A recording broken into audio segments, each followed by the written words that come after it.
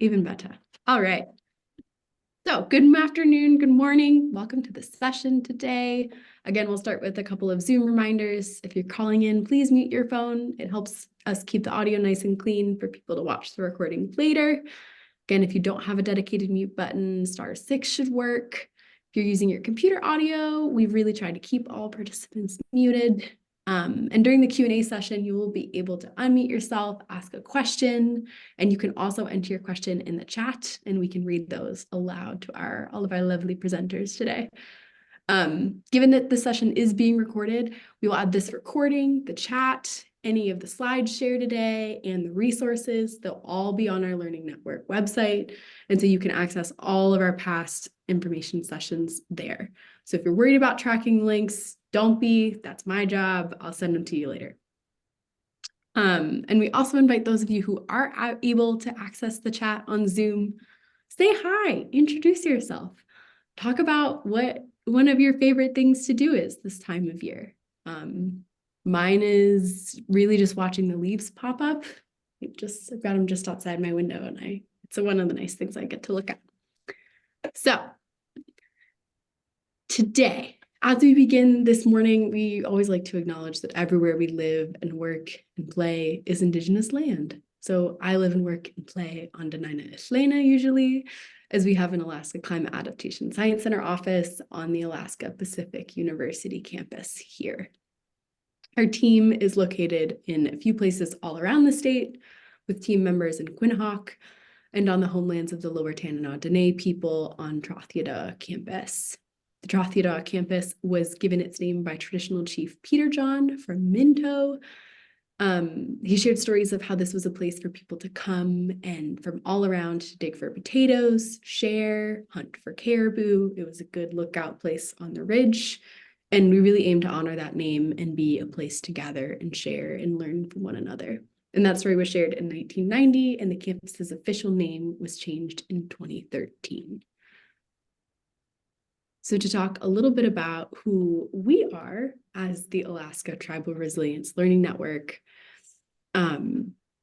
this is really a variety of the different programming that we offer kind of throughout the year, though these information sessions specifically that we try and hold monthly are always paused during the summer, as we know people are out on the lands and waters, adventuring, hunting, fishing, berry picking, all that good stuff. And we are a network of support with a variety of expertise and assistance and opportunities available, a bunch of which is listed here.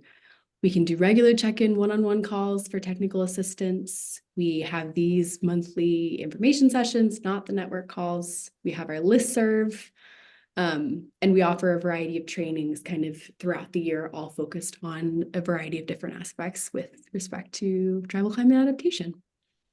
There is our website. I can put our email in the chat as well. But really, for the most part, today is about hearing from our amazing, amazing speakers. Somebody's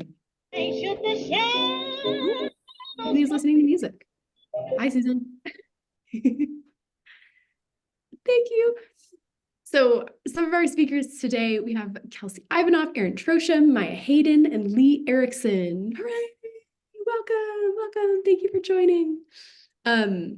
Myself and my coworkers, Melinda Chase and Geraldine Kelly, had the pleasure of meeting a lot of these wonderful folks, though Kelsi we knew ahead of time, in Unalakleet for a coastal mapping workshop. And I'll let them introduce themselves, but it really was just such an amazing opportunity to learn all about this work. And as we were kind of thinking and planning out what we wanted people to learn ahead of the upcoming summer, and as kind of our final session before we break for summer, this was one of the ones that was at the top of our list. We really were interested in sharing all the good resources that they shared in Unalakleet. So with that, I will hand it off to our first speaker, Kelsi, who I'll let introduce herself, though I think she, in some ways, needs no introduction. And yeah, Kelsi, take it away. Good morning, everyone. I had to make sure it was morning. My days are so jumbled. I am the city administrator out in Unalakleet, and this is where I grew up. My parents are Steve and Zoe Ivanoff. My grandpa from Unalakleet is Ralph Ivanoff, and my grandparents from Cotteview are Chuck and Marie Green. I like to introduce myself that way because if you guys don't know me, you probably know my parents or my grandparents. And yeah, I've been in this job for just over a year. I was first the mayor, and then we were having trouble retaining and finding a city administrator. Since I was already doing the work, basically, I decided to step down, and that was last February. So February of 2023 is when I took this job. It's been very busy. I just got off of a sewer and heat emergency call, so I'm trying to gather my thoughts a little bit. But this is Unalakleet. If you haven't been there, or if you don't know where it is, the Star, it's kind of southeast of Nome. In this picture, you can see our seawall that we have. The light rock is rock from Nome, and then further up is the rock that we got from, I believe, St. George, St. Paul or St. George, one of them. But that has been huge in our and saving us. And it, yeah, you can barely see it, but it extends kind of to the left of the lighter rock. And then we have the steel piling to the right of the lighter rock. I'm trying to think what else might be notable. Oh, can you click and I can move, that'll move the Alaska. You'll see our runway. Oh, back. Oh, okay, there. You'll see our runway, our bridge that leads to our road, that's our evacuation road, kind of out on the slough. And then the hillside is where we are doing a slow relocation, and I'll talk about that in another slide. And you can go to the next one. So our biggest threats, as most of you are also experiencing, and why we are partnering with this with USGS and looking at this coastal mapping, is because we are being hit by these storms that went from winter storms to fall storms, and now really they happen any time of year.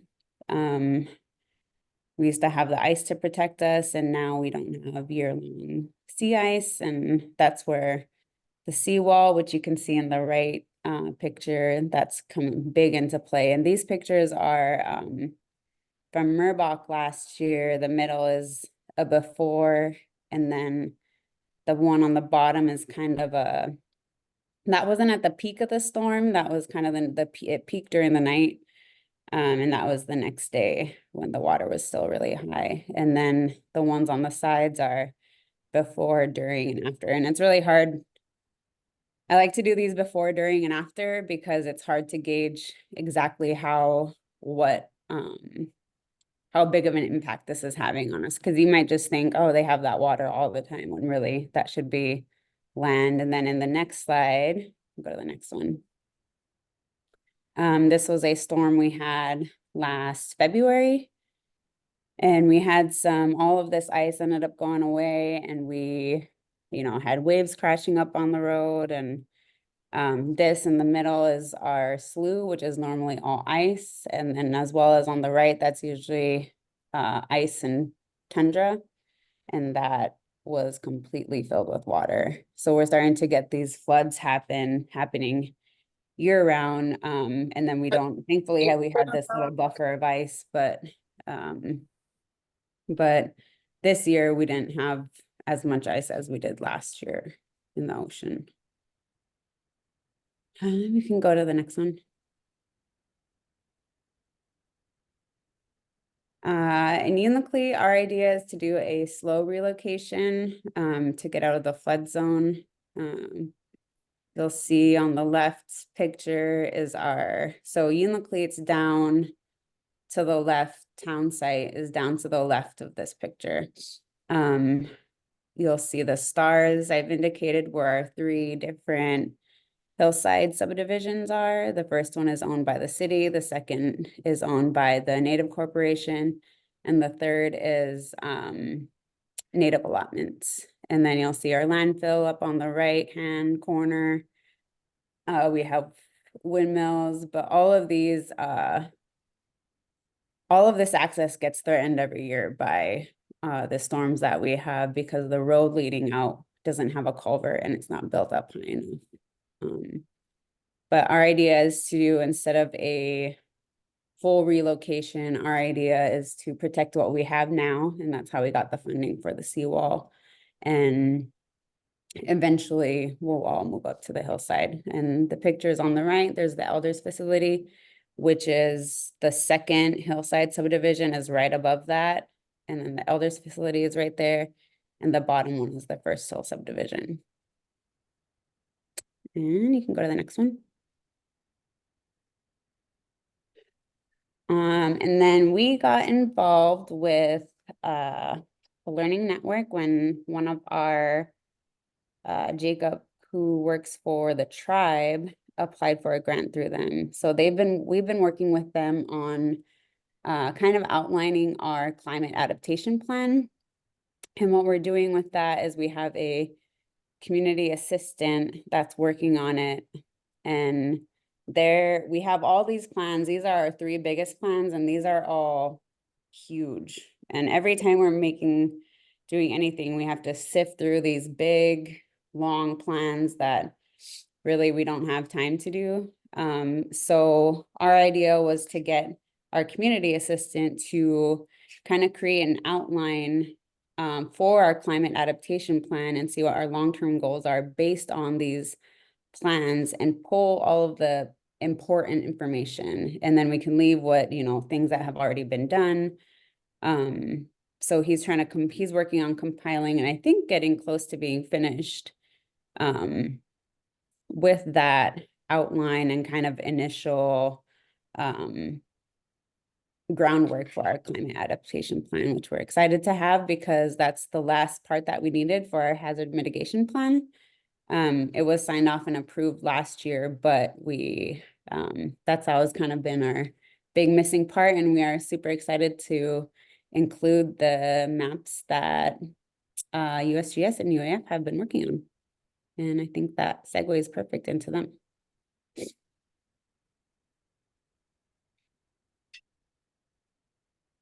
Great. Thank you so much, Kelsi.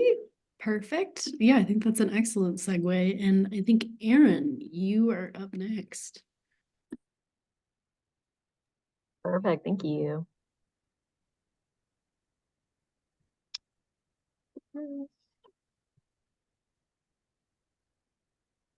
So I'm Erin Trochim. I'm a research assistant professor at the University of Alaska Fairbanks at the Institute of Northern Engineering. And I lead this relatively new program, which is a partnership between us and the US Army Corps. It's called Alaska Coastal Mapping. So there are a bunch of coastal mapping projects in Alaska. There's actually a really big new one that's also based at UIF. It's called the Action Project.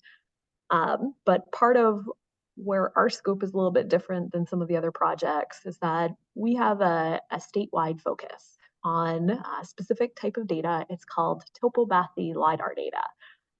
And so this is a picture of Kaktovik, actually. And the topobathy data is a little bit different. You can see not only the buildings in it, but you can also see the seafloor bottom as well. And so yeah, so this is we've got some similar images for Unalakleet. I'm gonna go through that afterwards. But yeah, so part of our program is to build capacity in working with this data. And so one of our undergrads and now grad students edited the scene, and so now he's actually an expert in processing this type of data, and so we're continuing to do research on it. So this data is a little bit different. We collect it from airplanes, and so the airplane comes up from the lower 48. and it flies around Alaska. And so the program has been working since 2018. And in 2018, it only flew Homer, one community. In 2019, they flew more. They did not fly in 2020. And they've flown in 2021 and 2022 and 2023. And in 2024, this summer, we are not flying, unfortunately.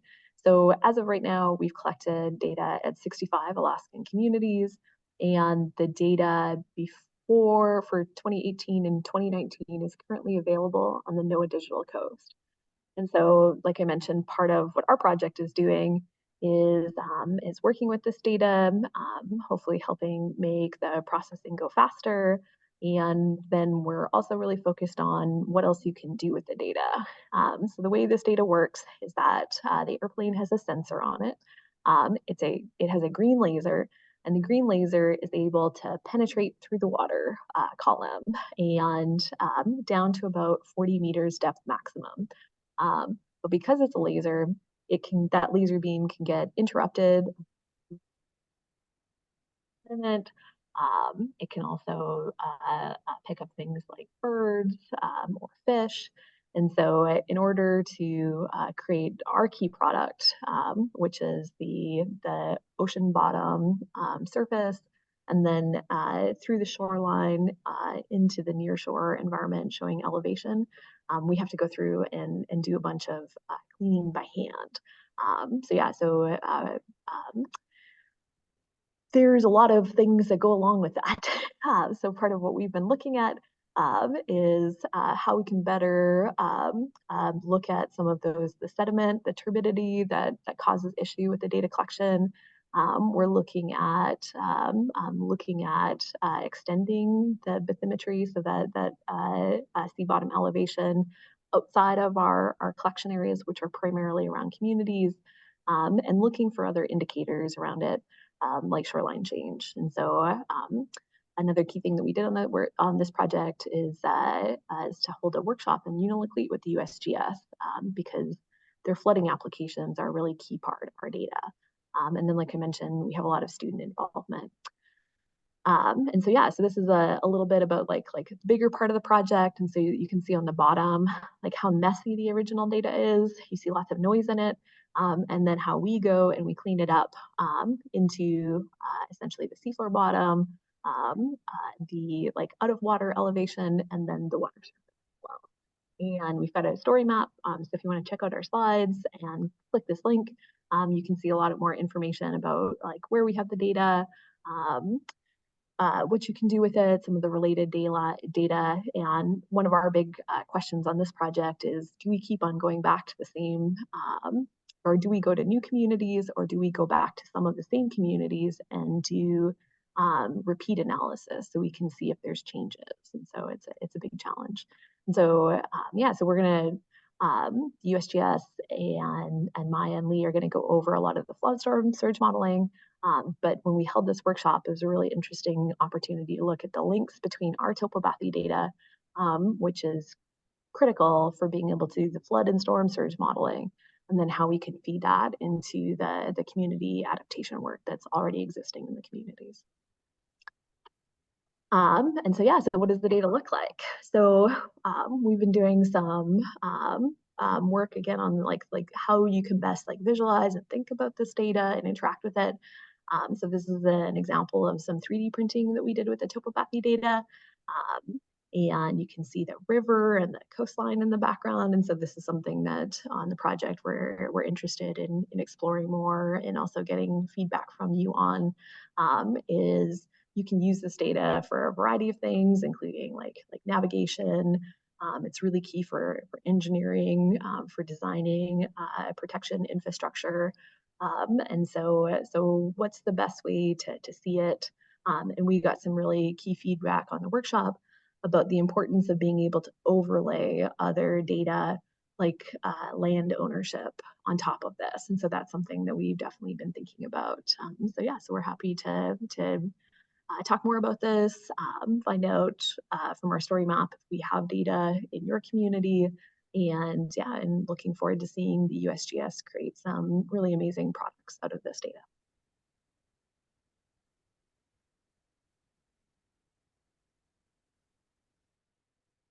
Great. Thank you so much, Erin. I see some excitement about the 3D topo maps. I think those are a really cool tactile product. And something to note, they do, I think you all, I don't know if you mentioned this, but they break apart too, like they're magnets, so you can travel easily with them. I think that's like really cool consideration that you all made when you were making them. Yeah, Yeah, it's if you want to talk more about 3D maps, we're printing a bunch more this summer, and so we're also planning on printing some ones in white, actually, so that you can go and annotate them yourself. And so if you want to talk more about 3D printing, yeah, definitely follow up with me. We've got some people, our printers actually coming on staff this summer to work with us. So it'll be great. I just want to tell you, everyone in Unalakleet thinks the ones that we have, I have them in the I just have them in council chambers on our big conference table and just leave it right there in the middle. And everyone that comes in is just, they think they're awesome. Awesome. Yeah, it's our goal that to get one to every community that we work in. I think that they're a really key product, and I'm glad to hear you guys like it so much. And I want to follow up and ask more questions. So we'll have to touch base about that.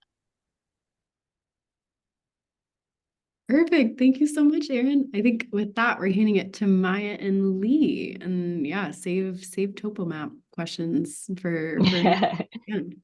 They feed right into the next thing here. So it was a good segue. So thanks so much, and thank you for having us. So, I'm Maya Hayden. I am an environmental scientist, and I lead our stakeholder outreach and engagement efforts. Lee and I both are with the US Geological Survey, and we sit in California at the Pacific Coastal and Marine Science Center. And Lee, I'll have you introduce yourself. Hello, everyone. I'm Lee Erikson. I'm a research oceanographer here at USGS. Been looking at climate change impacts along the coast for more than a decade now, and also up in Alaska along the North Slope and the West Coast. And I'm so excited to see all of this come to fruition with topobathy and meshing it with our modeling, and hopefully for useful climate adaptation products. That's our goal. And Maya's going to present our slides today. Thanks, Lee. So I'm going to talk about how we take those cool topobathy products and use them to produce these flood hazard maps. And really the priority focus here is for the type of climate adaptation planning that Kelsi was talking about. So we are developing 2 flood-related tools for more than 20 communities along the west and north coast of Alaska. We started with 3 pilot communities, these 3 in green, for which Unalakleet is one, and that's why we've got preliminary flood maps for those communities. And then we'll be kind of working in these phases to roll these out. And the goal is to think about how climate change with sea level and changes in sea ice are going to affect future flooding and erosion hazards for these communities. And we have a second product that's really more focused on, like, there's an approaching storm. And so, what are the sort of forecasts? But today I'm just going to focus on the long range planning piece. So one of the things that we've really been trying to do is to make sure that we're delivering what we call actionable products. And that means they need to be useful and usable to end users. And so we've been following this kind of engagement framework where we really start identifying end user audiences and needs before we've even begun modeling. And so then, it goes all the way through the modeling, and then even after we've released products and people are starting to use them, providing kind of continued technical assistance. And the decision context really for these products is to kind of answer that question that Kelsi was getting at, is like, where and when will we need to take action to prepare our community for climate change? And in particular, we're talking about coastal flooding and the changes that we're seeing with sea level rise and storms and sea ice conditions. So before I go further, I just wanted to step back and think about what is it that we mean by a model in science. And really fundamentally, it's just a simplified representation of reality. And we use these to, describe and understand certain phenomena, usually some natural process. And often we want to be able to use it to make predictions about what we're going to see in the future. And there's this great quote that, all models are wrong because they're not actual, all the details. It's a simplification of reality, but some are useful. And that's really where we're trying to get to, right? We're trying to be able to answer certain questions with some of these model products. And so I'll just give an example. So like, let's say this is our reality. This is this lovely berry patch. I think it's somewhere near Nome. And so that's our picture of reality. And maybe our first model would be this very simplistic thing where we can see, there's some sky, there's some vegetation, and there's this blue bucket. And that may be all we need in order to answer the question, is there vegetation? Or how many buckets are in the picture? If we move to like some more complexity, we could develop this model that's kind of this pixelated view of reality. And that could tell us more nuance about the vegetation or, the bucket. And then ultimately, an even more complex model, we might start to be able to answer questions about like how many berry types are there in this image. But I'll just note that even this image itself, the photo, is just a snapshot in time, right? So we don't know what the temperature is, or if it's windy, or what the snowpack was, the season before. And some of those factors might really be important if we want to predict, the berry abundance in the future. So that's kind of what we're talking about of these models. And so our model that we're using is one of the more complicated versions. So we're really trying to take this whole systems approach where we are thinking about the future climate. And in order to do that, we really have to start at the global scale and think about using these global climate projections of how storms and sea ice are going to be changing. And then we can kind of come down to the regional scale and just thinking about how those waves are kind of sloshing over the ocean and starting to slosh onto the Alaska coastline. And then really fundamentally to get to a kind of a useful product, then down to the community scale where we can kind of map what is this future flood kind of footprint going to look like? How deep is the water? Where is it going to end up? And we also have a time scale going as well, which is that we've got historical information and then we're projecting into the future. Okay, so this is kind of a representation just to give you a sense of the modeling that we're doing. And it's really, it's looking at the dynamic water, right? So we're not just sort of like thinking about the still water and how that is going to elevate, but we're also thinking about the waves and how they push water up onto shore, how they move. And so this is actually Unalakleet. So the yellow is the peninsula of Unalakleet that Kelsi showed. And, so the waves are propagating, they're hitting the seawall, they're hitting the slopes, they're moving through that inlet, they're slowing down, there's kind of this backwater effect. And so we're running these types of models for a bunch of different scenarios. And the scenarios look both at storm events from like what is the average daily condition to something like 100-year large significant storm event like Merbach. And then we also look at a bunch of different sea level rise kind of increments. And so, the next step is to think about, well, how can we produce a product that's going to be like useful for planning purposes? And this is, kind of too much detail, right? So we can take this really dynamic model and produce these static flood maps. And so that's really the piece that we're delivering to communities are these static flood maps for different scenarios. And so again, this is now Unalakleet looking kind of, from a bird's eye view down, and one of the scenarios showing that there's some parts, flooded of the community under this particular scenario. You can see what the flood footprint is and also how deep the water is in certain areas.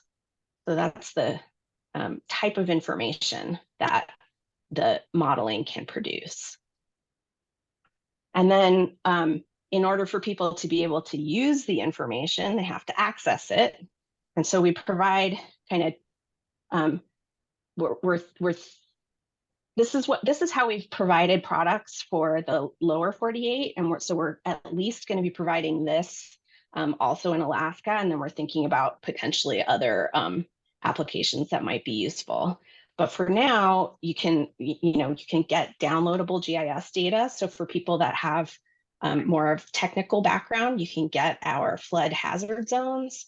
And then you can overlay those with your assets of interest. So like if you know where your building footprints are, or you know where your berry patches are, things that you care about, and you can pull those into your own computer system to answer the question, what assets are in the flood hazard zone? But we also recognize that, not everybody has those software or those technical skills. And so we provide the mapping through web tools. And so these are freely available. You can access it from any web browser. And you'd be able to explore the different hazards, the flood hazards across sea level rise and storm scenarios just by clicking some buttons, basically, on the left panel. And then we also provide kind of a set of standard exposure metrics, right? Of like how many assets are in the bad zone, basically. And so we're exploring basically different approaches for Alaska where we can do kind of similar products. And then I mentioned that we produce scenarios, and in part that's to provide some flexibility for two main reasons. One is that the sea level rise projections continue to be improved as the science improves, right? So as we understand more about the melting of the Antarctic ice sheets and other atmospheric things, then sea level rise projections will continue to shift.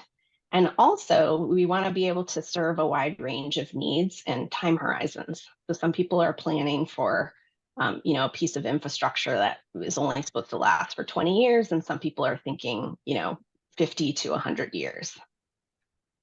So I'll give you kind of an example. This is these are the sea level rise projections for Nome. And so on the bottom here, these are the years. So starting in 2020 and going out to the year 2100. And then on the vertical axis, we're looking at sea level change in feet. And so this pink curve is assuming that we have basically kind of business as usual. We're continuing to, at our current rate of pumping greenhouse gas emissions out.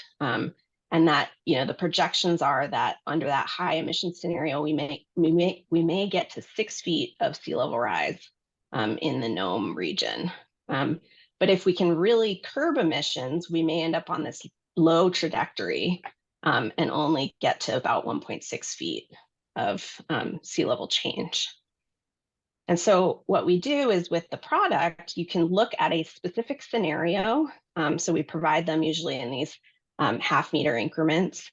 And so at 1.6 feet, that scenario that you're looking at on the flood map, that might happen as early as 2055 if we're on that high emissions trajectory, but it could happen as late as 2100, again, if our emissions are really reduced. And so that's the kind of aspect where we're really looking at these scenarios as kind of timeless, because this is the potential flood footprint at 3.3 feet. And then you can look at the projections to see, well, when might that happen in my community? So I'm just going to run through a couple of the examples from Unalakleet of those scenarios to give you a sense of what these maps look like. So first, I'm going to just run through sea level rise scenarios. So this is 3 scenarios with no storm. So you can kind of imagine that this one we're looking at now is like a daily condition, kind of present day situation for Unalakleet. And so as Kelsi mentioned, they've got their runway over here. This is that bridge that we saw in the photo. That's the main kind of, egress for the community, and then lots of residential and community buildings on the peninsula itself. Okay, so with 1.6 feet of sea level increase, which again, as a reminder, maybe that's going to happen as soon as 2055 or as late as 2100, right? So this isn't like an overnight change. You don't really see that much of a difference. You just see the water in the channels getting deeper. And even with 3.3 feet of sea level and no storm, there's a little bit more flooding in these kind of slough areas, but the community itself, not that much of a impact. Now we're going to look at the storm situation. So this is with no sea level change, but this is the 100-year storm event. And this is pretty much what folks observed during Merbach, right? So there was flooding in the back area, there was flooding at the point of the peninsula, and then, some impacts along the outer coast portion. Now, imagine we're going to have this storm event happen. And remember, this is temporary flooding, right? This isn't permanent, but this is what comes up during the storm. And so it's still going to have a significant impact.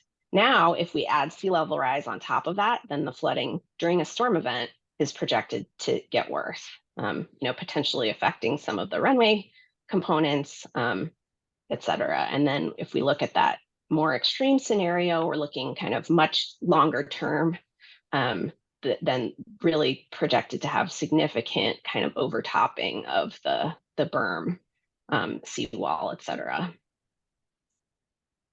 And the goal of the maps, though, is to get to that question of like, what actions do we need to take and when do we need to take them to make sure that our community is resilient to this, right? Because those flood maps are showing what happens if you did nothing, which nobody's going to do nothing in the face of this, right? And so that's part of what we're trying to get to, is what actions need to be taken. And so we've had these products out for various regions in the lower 48, and they've been used in the same way that Kelsi was talking about for hazard mitigation planning, for coastal climate adaptation planning, all sorts of that kind of long-term piece. And in an adaptation planning kind of framework, really, when you're assessing vulnerabilities, what assets are in the bad zone, are they resilient to being flooded? All those sorts of questions. That's really where these, the Coastal Storm Modeling System, or COSMOS, these flood products come into play. And so, Kelsi brought this up, that they have, as part of hazard mitigation planning, you can think about not just what are our current hazards today, but also thinking about those future hazards, and starting to make those longer term plans. And then even when we showed the preliminary flood maps that I just showed you in the community at this workshop in February, right away, community leaders are starting to put sticky notes on about what do we need to elevate and what are we going to need to potentially move and how are we going to think about this. So it gets you really thinking right away about, again, those actions that you might need to take. And that's really ultimately the goal, is to provide these products that are going to support your Alaska community resilience. So just wanted to give a couple, there's a link up here for more information about the larger project, which includes these future flood maps and also some more near-term things. And I'll leave the map up there of the communities where this modeling is taking place. And that's all I got. I'll pass it back to you, Megan. Sweet. Thank you all so much. I so greatly appreciate it. Let's give a round of applause to all of our lovely presenters today for all their lovely work. Great job. I already see a couple of questions in the chat, and I know there was some discussion over some soil maps and things too. So I want to give people an opportunity to ask those. Before I go to the chat, is there anything somebody wants to ask a question out loud? Floor is open. I can ask my question out loud. So I went and Googled the hazard viewer, and Alaska is not listed or shown to have any data on this website. And I'm wondering if this is planned to be added to this website, or is there a different website that maybe I'm not looking at? No, that there it's coming. It's coming. So that's what we're the maps I just showed you for Unalakleet, these are all preliminary still. And they will eventually end up in that HERA tool. Yes. For not just the pilot communities, but also the broader, all those starred maps. But it's gonna, yeah, it's in over the next 2 to 3 years, they'll roll out. Okay, great. Thank you. Yeah, thank you, Don. Yeah, do we have any other questions? If not, I have a couple different prompts for our presenters.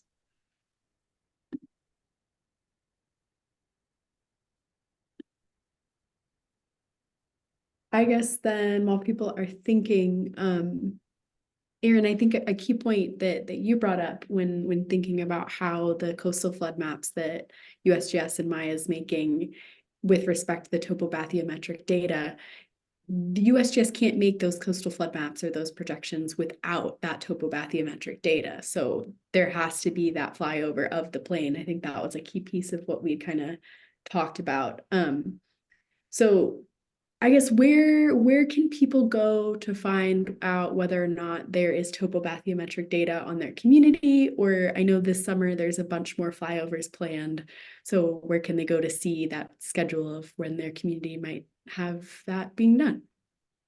Yeah, so if we have data right now, so all the 2018, 2019 data is available on the NOAA Digital Coast.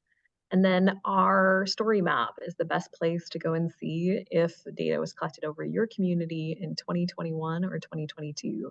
And when I checked the story map, I noticed it for 2023, it had our planned flight lines, and I need to go back and update that actually.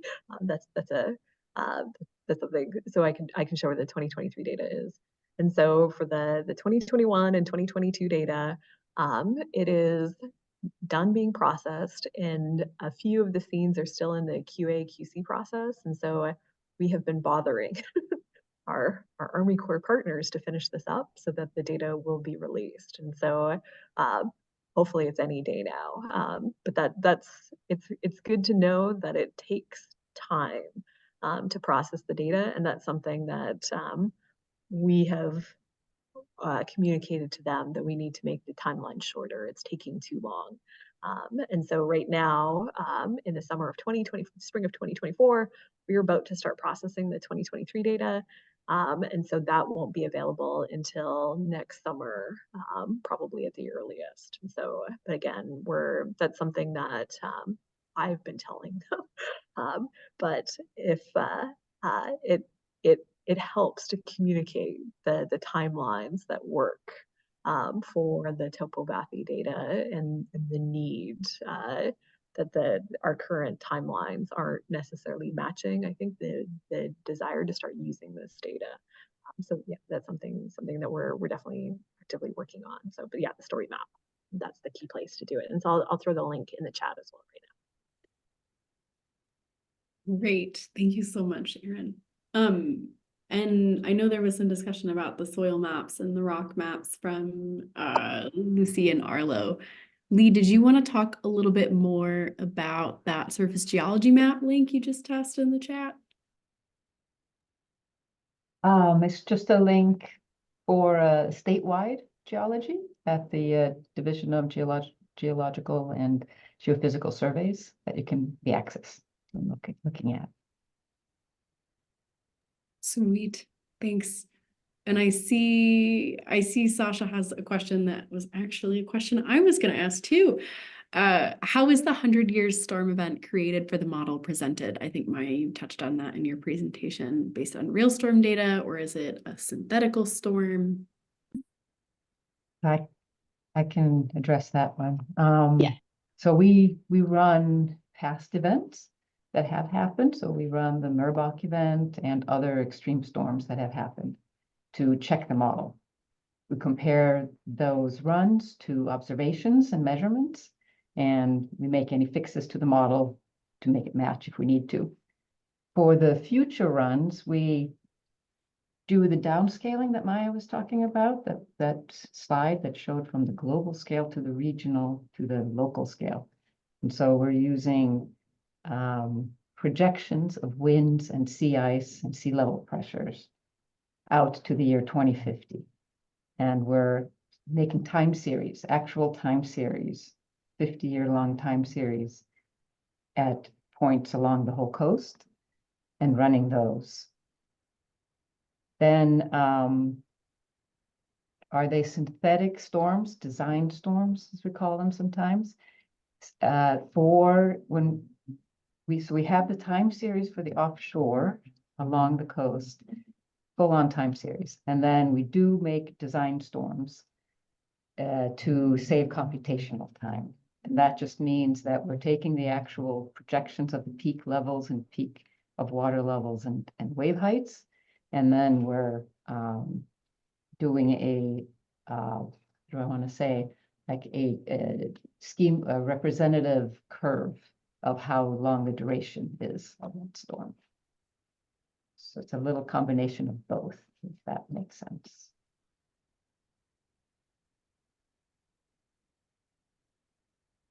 Great. Thank you, Lee. Appreciate it. Yeah, I guess another prompting question that came up for me too, Kelsi, I know you had talked about how there's this trend towards less seasonal storms and more it's kind of storms can be occurring at any point.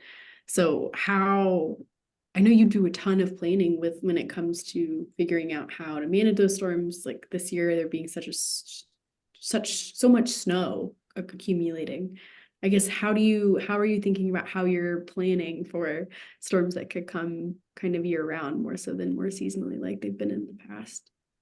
A lot of our planning has been making sure that we're equipped to handle a storm, because storm cleanup comes with a lot of heavy equipment use. And like after Merbach, we had all of the entities, pitching in with whatever they had. And right now the city is not equipped to handle it. Like this snow this year, we didn't have a dump truck, so we weren't able to haul anything out, any snow or anything.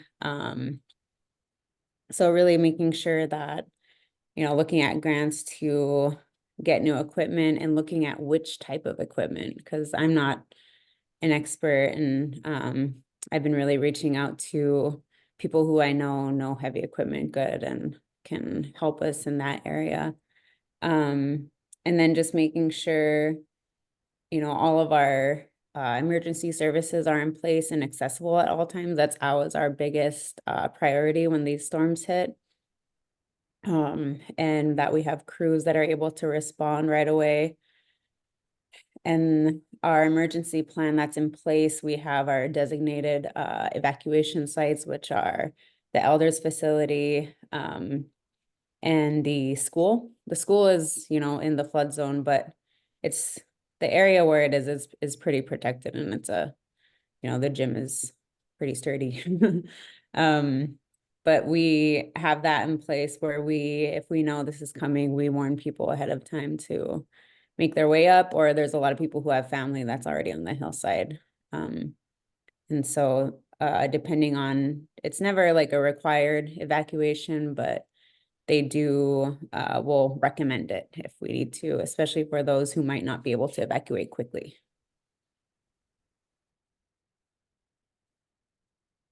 Yeah, thank you. And I know you've mentioned before about how I think the city's purchased inReaches too, like the Garmin GPS equipment. Yeah, we have 2 of them available that we keep at the police department, and people are able to rent them for 3 days at a time. And this is especially helpful when we have, I think almost every village has a search and rescue. This is especially helpful when we have to send a crew out and maybe you know, someone has one on their crew, but they're not going out. So we have one to provide, as well as when people are going out on those long, and they can rent them out longer. Like if they're going on a week-long camping trip and they need it longer, that's fine with us.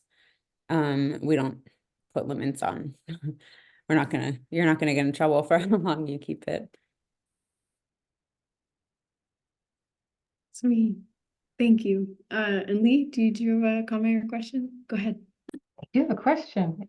There's a storm brewing right now, I see. Yeah. Feeling, yeah. Thankfully, a lot of these, it's interesting. A lot of these Unalakleet kind of gets the outside edge, but this year we got hit with snow super bad. And usually Unalakleet's known for its wind and everything just kind of blows over. And but with this storm, our biggest worry is the water rising, because it's supposed to be a southwest wind system.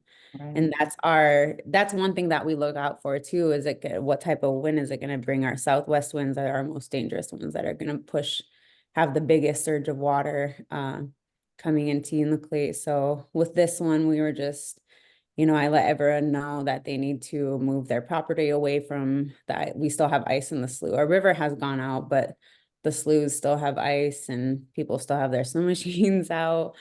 So just warning people to, you know, move their property off the way, and getting them, you know, prepared to deal with that high water, or if there's going to be a lot of overflow in the back sloughs where people are still trying to bird hunt and stuff. Yeah, thank you both. I see Sasha has another question in the chat. They say, I am currently working on the Rhode Island, RI, coastline. We observed this year an increased frequency of winter storm event appearance, not only stronger, but more recurrent storms. Is this also happening and taken into account in Alaska? Yeah, I guess if any of you would be interested in taking that, you're welcome to. It's definitely happening. We had, yeah, it's complicated. It was back to back to back this winter. It was a brutal winter for us. And how I was talking about earlier, with them coming at any time of year, our winter storms are happening. Our sea ice used to be able to protect us from these storms, but with less sea ice and then them happening earlier in the year or later in the season, where we don't have any to protect us, even just slush is helpful. Yeah, they're definitely happening a lot more. There was a period of time where I think we got, in 3 weeks, we had like 2 passenger planes and 1 freight plane come in. So it was a rough one.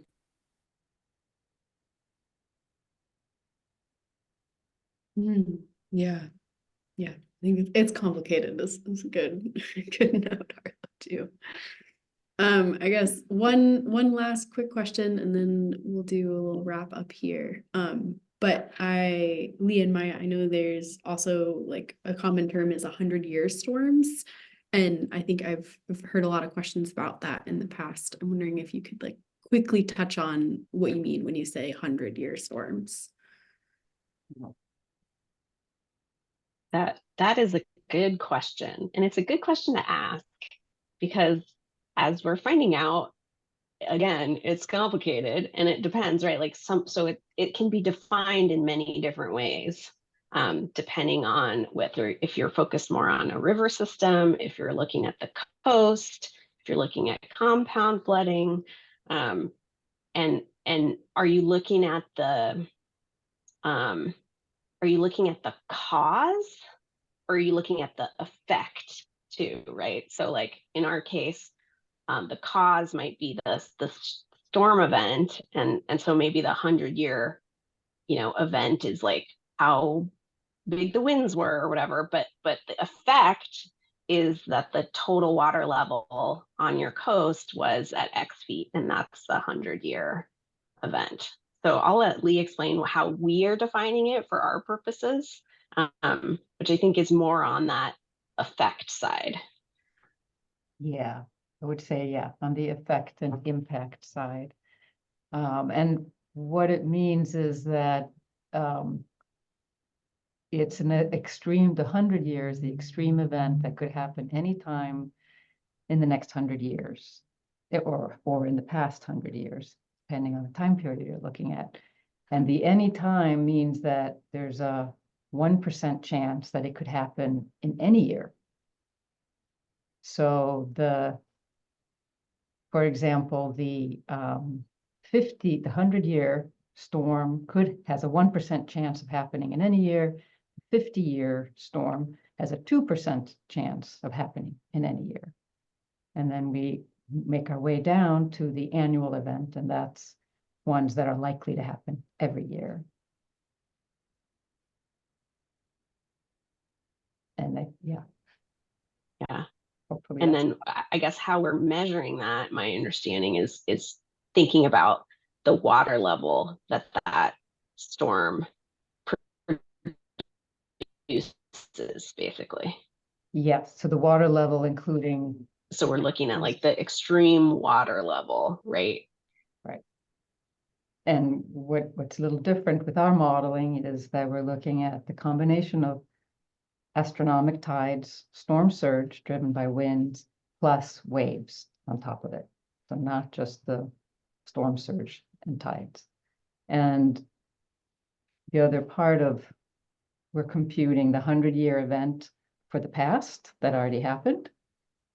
But the 100-year event for the future is likely different. So or let me say it in another way, the 100-year event for the past in some areas is the 50-year event in the future. So it's twice as likely to happen.